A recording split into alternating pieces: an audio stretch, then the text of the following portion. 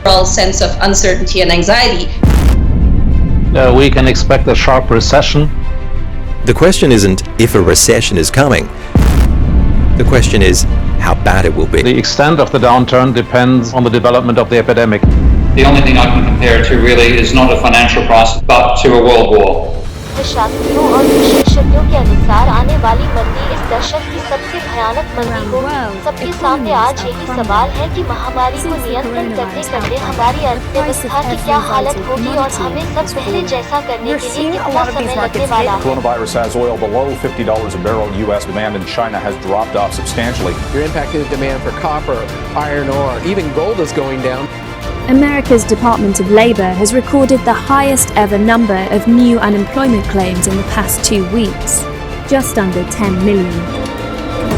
Governments had modelled the impact of a pandemic on their economies, but were in no way prepared. How much of our economy is destroyed in the process of managing disease? How easy we can get back to it? Corona virus का कहर जब थमेगा तो ये दुनिया बदल चुकी होगी और हालात इतने खतरनाक होंगे कि चारों तरफ भुखमरी, बेरोजगारी और हाहाकार फैल जाएगा। आने वाले दिनों में हम बहुत सारी बड़ी बड़ी कंपनियों को बंद होते हुए देखेंगे और इतना बेरोजगारी फैलेगी जिसकी कभी किसी ने कल्पना भी नहीं की होगी। इसका सबसे ज्यादा असर ट्रैवल, टूरिज्म, रेस्टोरेंट, रिटेल और एयरलाइंस कंपनियों पर होगा, जिससे बैंकों को भी भारी नुकसान होगा।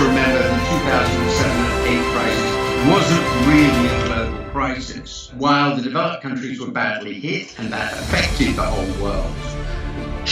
आज ये वायरस दुनिया के लिए एक बड़ा खतरा बन चुका है।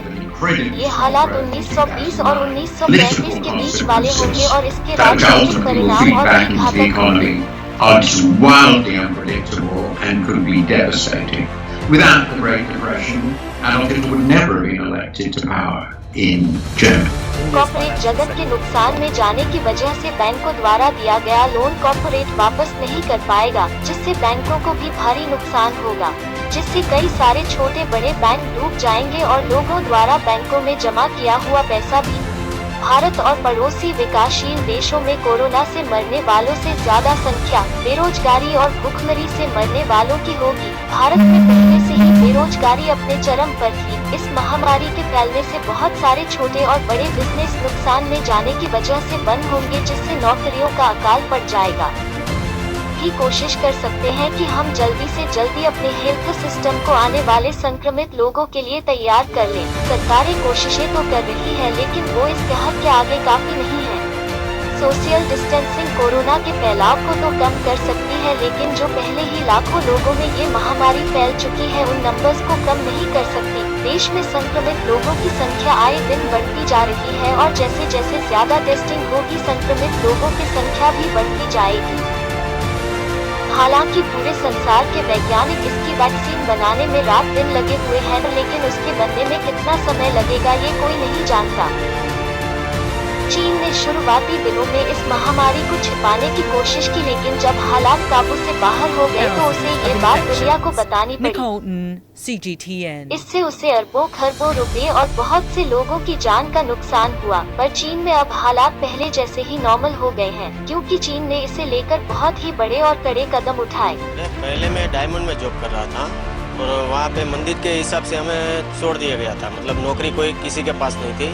कम से कम 20 या 40 लोगों को हम लोगों को छोड़ दिया था, उसमें से 5 लोगों ने तो आत्महत्या भी कर ली। खाना मिल रहा है आपके सामने, ये दाल चावल है, क्या इस खाना से गुजारा हो जाएंगे, पेट भर जाएंगे?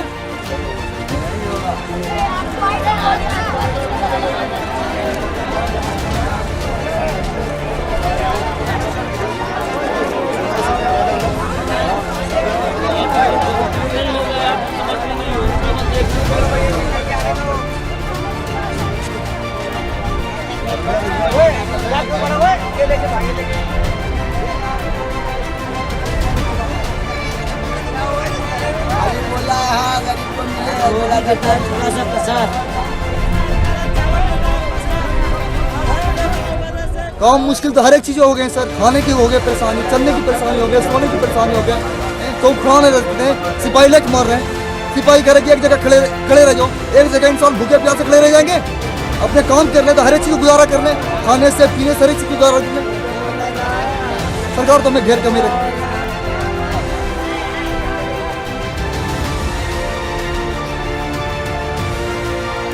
बीमारी से मरना मंजूर है, लेकिन भूख से मरना मंजूर नहीं है। दिन भर में कभी एक रोटी मिल जाती, कभी 2 रोटी मिल जाती, कभी थोड़ा सा चावल मिल जाता है।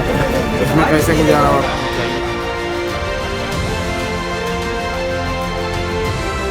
सर जी डर तो लगता है, मगर मजबूरी हमारी, पेट का सवाल है, इसलिए आप इतने चपक के खड़े हैं। नहीं, हमारे कोई ज़रूरी है।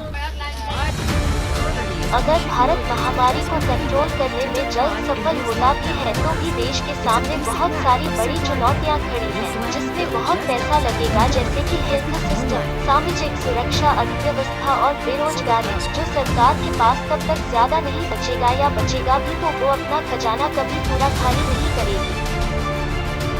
केंद्र सरकार के पास आज भी गोदामों में जरूरत से 3 गुना ज्यादा चावल, अनाज और सभी जरूरी खाद्य सामग्री का भंडार है, लेकिन केंद्र सरकार और राज्य सरकारों के आपसी खींचातानी में उसका वितरण जरूरतमंदों को नहीं हो पा रहा।